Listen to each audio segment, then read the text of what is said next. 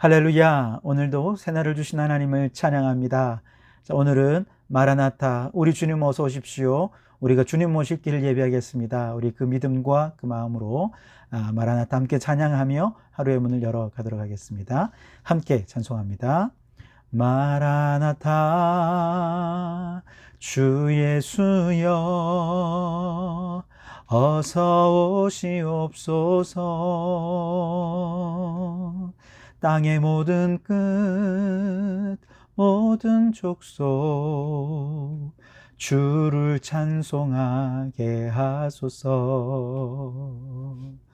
마라나타 주 예수여 어서 오시옵소서.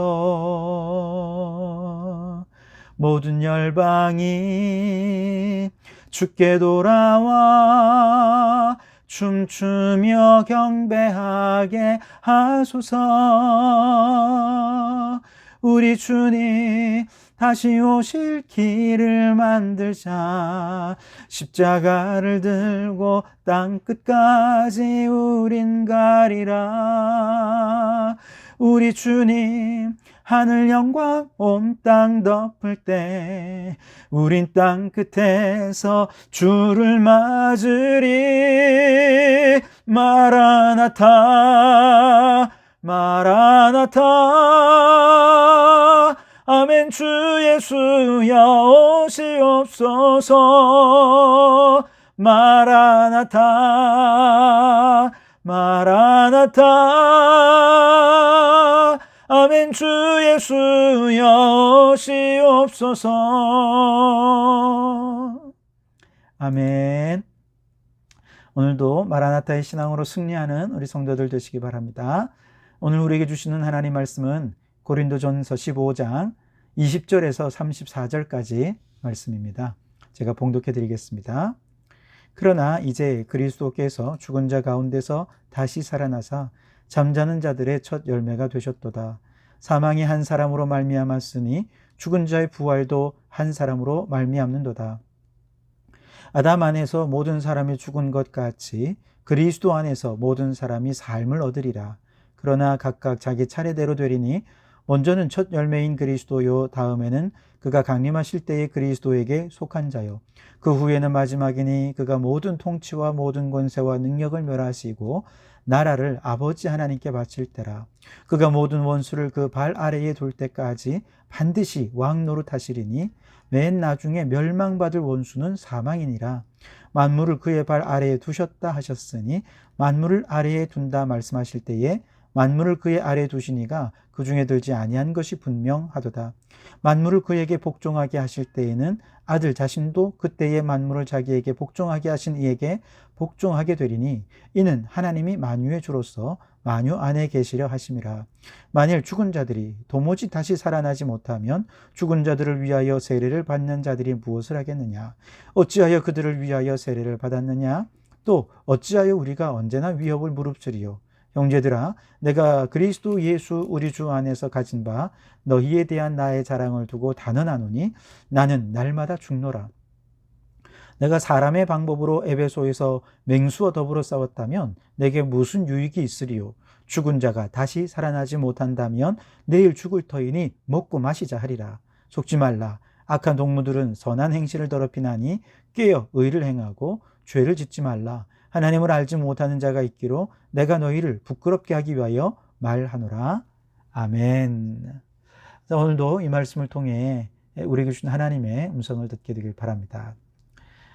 과일을 추수할 때 보면 수많은 나무들 가운데서 가장 먼저 열매 맺는 나무가 있습니다.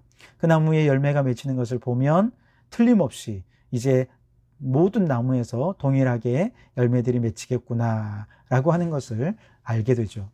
그 나무의 첫 열매는 많은 열매들이 맺힐 것을 예고하는 신호탄이 되는 것입니다. 오늘 20절 말씀에 우리 주님이 바로 부활의 첫 열매라고 말씀하세요. 그러나 이제 그리스도께서 죽은 자 가운데서 다시 살아나사 잠자는 자들의 첫 열매가 되셨도다. 아멘.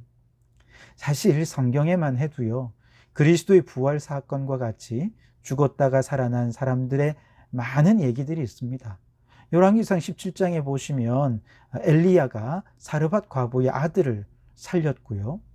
열왕기하 4장에는 엘리사가 수넴 여인의 아들을 살립니다.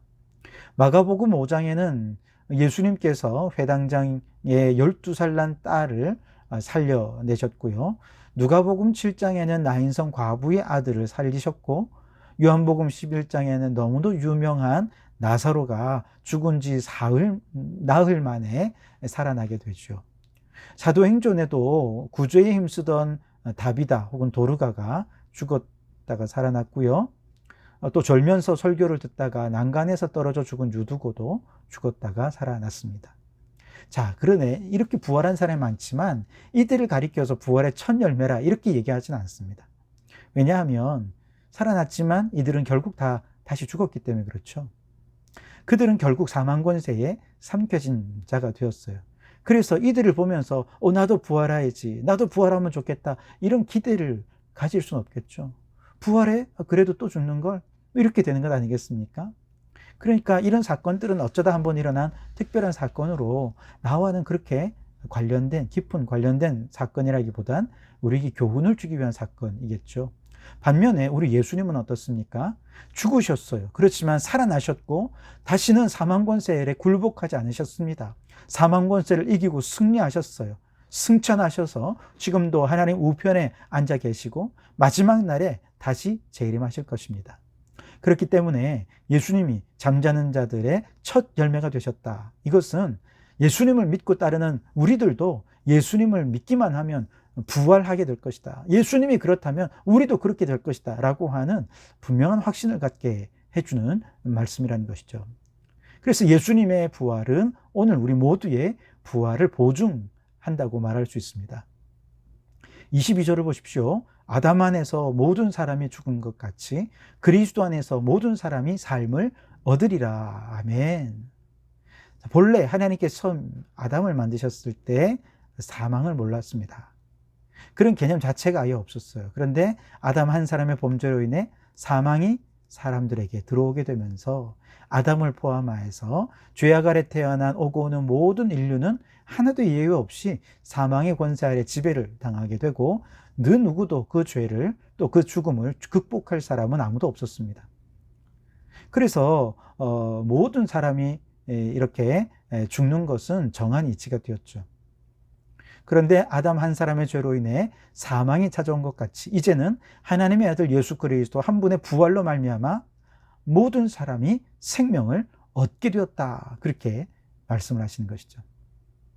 아담의 죄로 인해 사람이 한 번 태어나면 죽는 것은 이제 당연한 진리가 되었지 않습니까?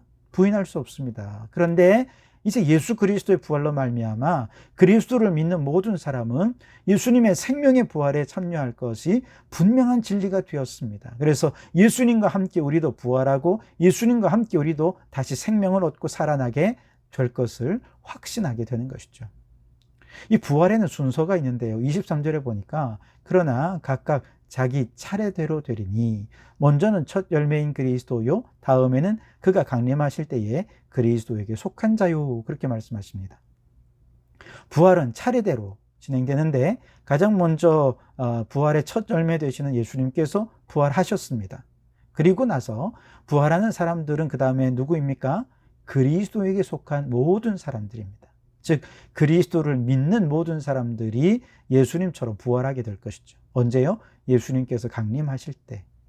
그래서 이 땅 가운데 우리가 살아있을 때 주님을 믿고 따랐던 모든 성도들은 예수님이 강림하시는 그날에 모두가 다 영생을 얻어 부활하게 될 것입니다. 그래서 그리스도에게 속했다 하는 것은 이제 그리스도의 죽음은 나의 죽음이 되어 옛자가 죽게 되었고 그리스도의 부활로 나의 부활로 나도 이제 영생을 얻게 되었다는 것이고요. 그리스도의 생명이 이제 내 생명이 되었다는 것이고 그리스도가 승리하신 그 승리가 이제 나의 승리가 되었다라고 하는 것이죠. 한마디로 이제 예수님을 믿는다는 것은 그리스도와 내가 완전히 결합하여 하나가 되었다는 것이죠. 주님께 일어난 일은 곧 나에게 일어날 일이 된다는 것이죠.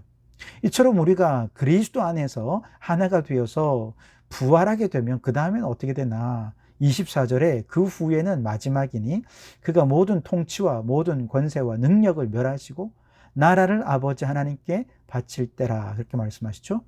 여기 보면 그 후에는 마지막이다 그랬어요.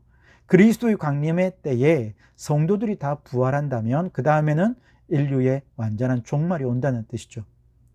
그리고 그 종말의 때에는 두 가지 일이 일어나게 되는데, 하나는 우리 주님 그리스도께서 모든 권세와 능력과 나라를 아버지께 모든 권세와 능력을 멸하십니다. 하나님을 대적하고 세상을 지배하려고 했던 모든 악한 세력들, 적대 세력들을 파멸시키시는 것이죠. 그리고 그리스도께서는 그렇게 되찾은 나라를 아버지 하나님께 다시 돌려드리는 일들이 일어납니다. 우리 하나님께 진정한 왕권을 돌려드리는 것이죠. 그러면 그 하나님의 다스림 아래에서 우리는 모든 믿는 자들이 영원토록 그 하나님께 찬양과 영광과 경배를 올려드리며 살게 되는 것이죠. 여러분, 예수님이 2000년 전에 십자가에서 죽으시고 또 부활하신 것이 오늘 나와 무슨 상관이 있습니까? 믿지 않으면 아무 상관도 없고 내게는 아무 일도 일어나지 않게 될 거예요. 그런데 믿으면 그 믿음이 하나님과 나를 완전히 묶어주어 하나가 되게 하십니다. 그러면 주님께 일어난 모든 일들이 이제 나에게도 일어나는 일이 된다는 것이죠. 그래서 주님은 우리의 첫 열매가 되시는 것입니다. 주님은 우리를 위해 죽으시고 부활하시는 이처럼 위대한 일을 하심으로 첫 열매가 되어주셨는데, 그렇다면 주님과 하나가 된 우리가 주님의 생명을 내 생명으로, 주님의 승리를 내 승리로 삼으면 어떻게 해야 되느냐? 이제 우리가 해야 될 일이 있다는 거예요. 우선 첫째로는 나의 자아를 날마다 죽여야 됩니다. 31절에 바울은 나는 날마다 죽노라 고백했어요. 그렇게 믿음 좋은 바울도 주님께 딱 붙어서 하나 되어 사는 게 힘든 거예요. 그래서 날마다 자신을 죽이는 것이죠. 내가 죽어야 예수님이 사시니까, 내 성격이 죽어야 그리스도의 성품이 나타나고, 내 능력이 죽어야 그리스도의 능력이 나타나고요. 그렇게 나의 나라가 죽어야 그리스도의 나라가 내게 나타나는 것입니다. 뿐만 아니라 34절에 보면 깨어 의를 행하고 죄를 짓지 말아라 말씀하셨어요. 주님과 내가 하나가 되었다는 것은 이제 깨어 있어야 한다는 거예요. 잊어버리면 안 된다는 거예요. 어디서 무엇을 하든 우리는 그리스도 안에 있어야 되고 믿음으로 행해야 한다는 것이죠. 그래서 우리가 믿음 안에 깨어 있으면 의를 행하고 죄에서 벗어날 수 있어요. 그러나 깨어 있지 못하고 잠들어 있고 내가 그리스도 안에 있다는 사실을 잊어버리게 되면 우리는 또다시 죄를 범하고 타락함 가운데 빠지게 된다는 것이죠. 물론 이건 내 의지만으로는 불가능하죠. 그래서 성령님께 도움을 구해야 되고 성령님께서 우리를 이끌어 주셔야 됩니다. 그래서 성령님을 의지하여서 나와 함께 하신 예수님께 대하여 날마다 깨어서 주님을 닮은 삶을 살아가는 우리가 되어야 할 줄 믿습니다. 그럴 때 주님과 내가 완전히 하나가 되어서 주님의 생명이 내 생명 되고 주님의 능력이 내 능력 되고 주님의 승리가 내 승리가 되는 주님의 역사를 보게 되는 것이죠. 여러분, 부활의 주님은 우리의 첫 열매가 되십니다.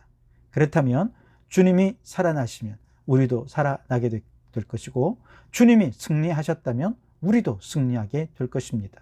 그러므로 항상 우리가 주님 안에 깨어서 믿음으로 살아서 주님의 것을 모두 내 것으로 받아 누리는 우리 성도들이 되시기를 주님의 이름으로 축원합니다. 기도하시겠습니다. 하나님 아버지, 감사합니다. 죽을 수밖에 없는 우리들을 예수 그리스도 보혈의 능력으로 살려주시고 대속해 주시니 감사합니다. 하나님 아버지, 우리로 하여금 예수님을 믿게 하신 것은 이제 주님과 내가 하나가 되라 하심인 줄 믿습니다. 아담이 죄를 범하였을 때 사망의 권세가 우리에게 들어와 우리도 죽음의 권세 아래 굴복하는 자가 되었지만, 예수님께서 십자가에 죽으시고 우리의 옛자가 함께 죽어질 때 우리는 그리스도 안에서 거듭난 자가 되었고 새 생명으로 구원 얻는 자가 되었는 줄 믿습니다. 주님이 살았기에 우리도 살았습니다. 주님이 생명을 얻으셨기에 우리도 생명을 얻었습니다. 주님이 승리하셨기에 우리도 승리한 자가 되었습니다. 그래서 주님은 우리의 첫 열매가 되십니다. 주님께 일어난 일은 우리에게 그대로 일어날 것입니다. 그러므로 주님, 우리가 날마다 깨어서 주님과 우리가 하나가 되는 삶을 살 수 있게 도와주시옵소서. 나의 옛자를 날마다 죽이고 주님이 원하시는 의롭고 선한 삶을 위해 깨어 순종하는 삶을 살아가는 저희들 되게 해 주옵소서. 내 힘으로 할 수 없습니다. 성령님 도와주시고 인도해 주셔서 날마다 성령 충만함으로 주님의 뜻을 이루어서 주님과 내가 하나 되는 삶을 살게 도와주시옵소서. 예수님 이름으로 기도하옵나이다. 아멘.